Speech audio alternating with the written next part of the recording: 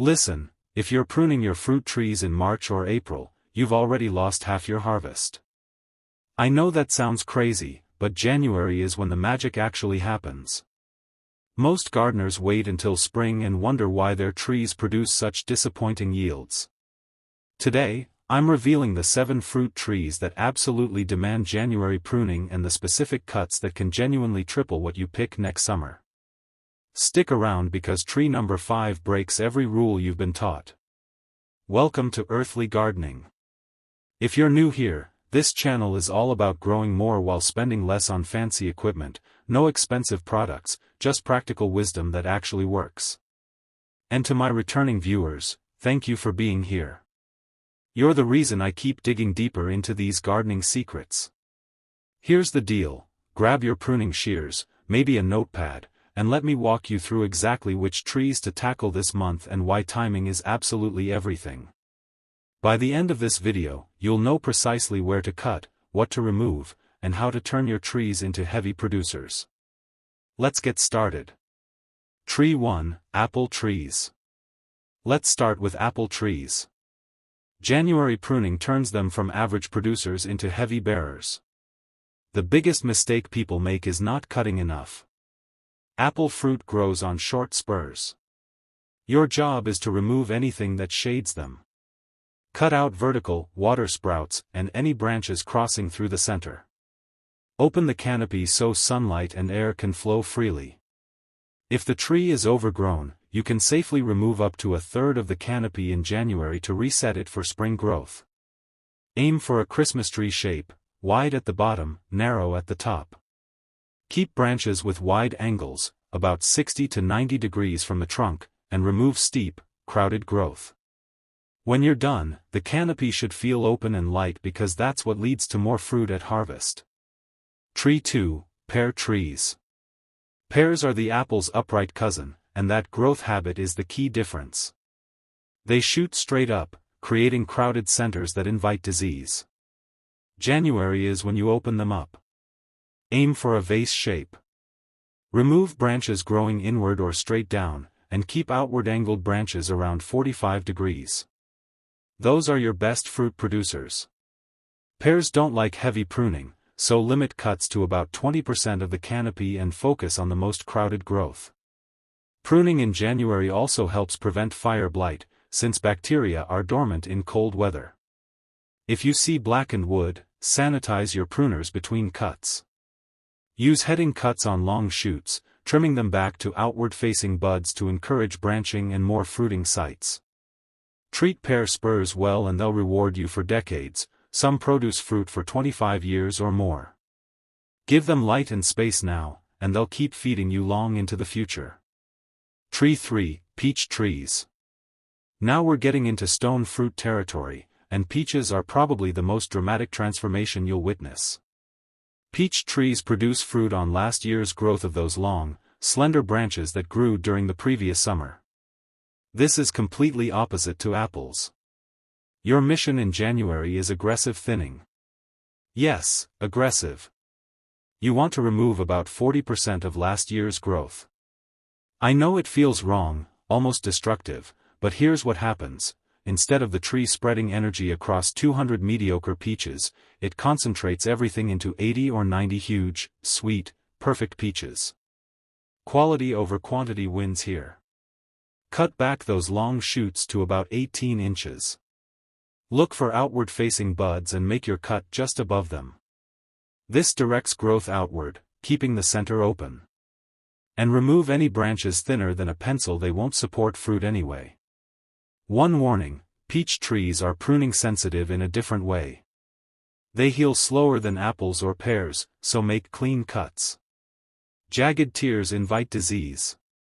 Sharp tools are non-negotiable. Here's something critical about peaches that changes everything: they need full sun on the fruiting wood to develop sweetness. A shaded peach is a sour peach. By opening up that canopy through aggressive January pruning, you're literally increasing the sugar content of your harvest. Every ray of sunshine that hits those developing fruits translates to better flavor. And think about the weight issue. Peach branches are relatively brittle compared to apples. If you leave too many fruiting shoots, you'll have branches snapping under the load come summer. You'll lose the fruit and damage the tree. Proper January pruning prevents that entirely. You're engineering structural integrity while boosting production. Quick pause: if you're finding this valuable, do me a favor and hit that like button. It genuinely helps more gardeners discover these tips. And if you haven't subscribed yet, click that button below because we drop budget-friendly gardening wisdom every single week. Seriously, it's free and it helps you grow better gardens. Comment below and let me know which tree you're most excited to prune. Alright, let's keep going. Tree 4, Plum Trees. Plums are interesting because they're actually forgiving, which makes them perfect for nervous pruners. They fruit on both old wood and new growth, giving you flexibility. But January pruning still makes a massive difference. The focus with plums is disease prevention and shape maintenance. Look for branches that create tight angles with the trunk anything less than 45 degrees. These weak connections break under heavy fruit loads.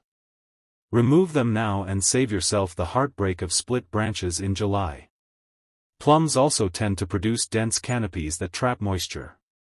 Moisture means fungal problems, especially brown rot. By thinning the interior branches, you're creating airflow that keeps leaves dry and disease at bay. Healthy trees produce more fruit, period. Here's something most guides won't tell you: plum trees can handle late winter pruning better than midwinter. If January feels too cold where you are, even early February works. Just finish before you see any buds swell. Once those buds start popping, you've missed the window. Watch for vertical shoots in the center of plum trees. They're common and they're problematic. They shade everything below them and rarely produce well. Remove them completely. You want a balanced, rounded canopy where every major branch gets its fair share of light. Plums also respond beautifully to thinning cuts versus heading cuts. Instead of shortening branches, remove entire branches back to their origin point. This keeps the natural growth pattern intact while reducing density. The tree looks more graceful and produces more consistently. It's the difference between a haircut and a shave: both work, but one maintains the natural form better. Tree 5, Cherry Trees.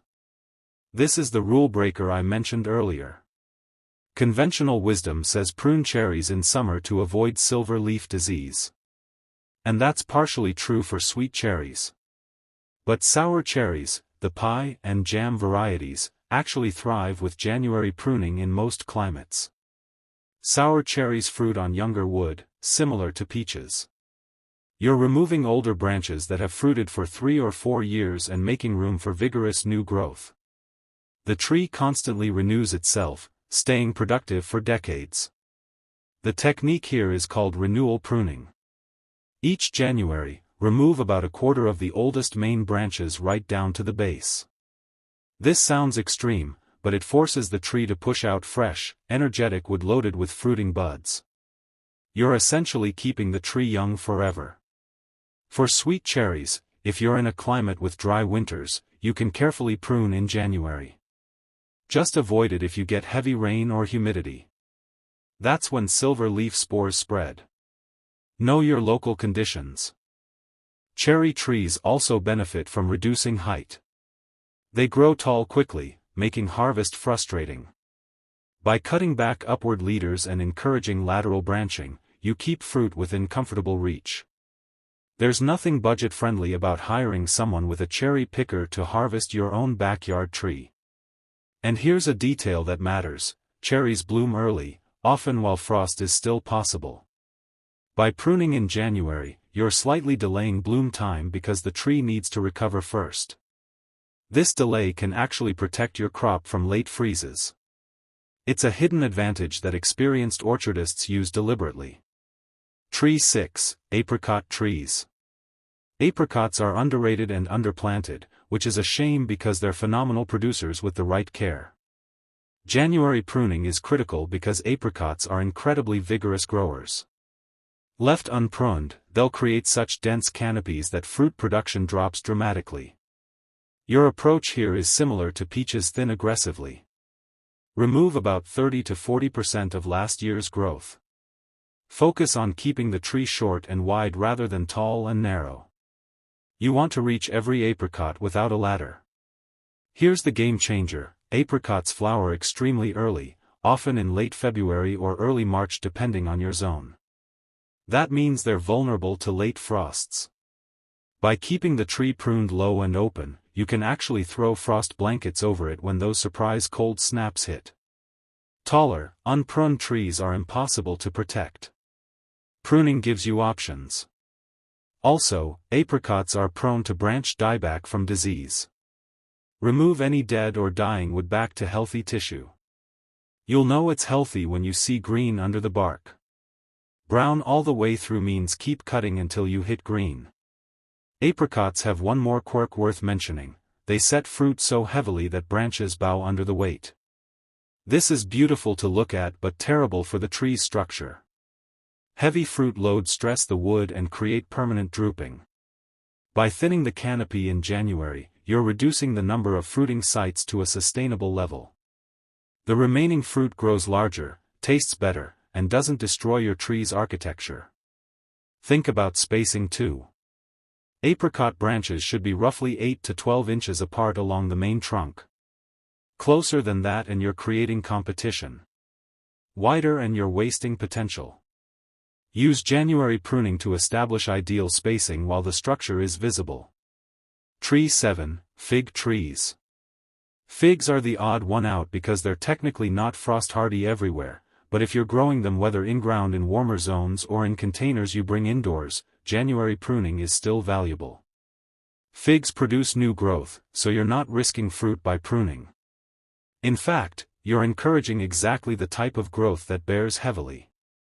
Cut back the main branches by about a third. This keeps the tree manageable and forces branching, which means more fruit-bearing shoots. If you're in a colder area and you winter protect your figs by wrapping or burying them, prune before you wrap them up or right after you unwrap in late January. The timing is flexible as long as the tree is dormant. Here's a bonus tip for figs: they often produce two crops, an early crop on old wood and a main crop on new growth. By pruning strategically, you can maximize that second, larger harvest. Remove weak, spindly growth and keep the strong, thick canes. Those are your fruit factories. Figs also tolerate hard pruning better than almost any other fruit tree. If your fig has gotten completely out of control, you can cut it back to knee height in January and it'll regrow beautifully. This is called coppicing, and it's like hitting the reset button. You'll sacrifice 1 year's harvest but gain a perfectly shaped, highly productive tree for the next decade. Container figs especially benefit from annual January pruning. It keeps the root-to-canopy ratio balanced. A massive canopy on limited roots leads to stress and poor fruiting. Prune the top to match the root restriction and your container fig will produce just as heavily as an in-ground tree. There you have it, 7 fruit trees that absolutely need your attention this January. If you prune them right now, you're setting yourself up for the kind of harvest that makes neighbors stop and ask questions. You'll have more fruit than you know what to do with, and it won't cost you anything except a bit of time and effort. Before you go, drop a comment and let me know which tree you're tackling first. Are you Team Apple? Going bold with peaches? I read every single comment and I'd love to hear what you're working with in your garden. And if you found this helpful, share it with a fellow gardener. Good information deserves to spread. Subscribe if you haven't already because I've got more budget-friendly, high-impact gardening content coming your way every week. Get out there, make those cuts with confidence, and I'll see you in the next one. Happy pruning!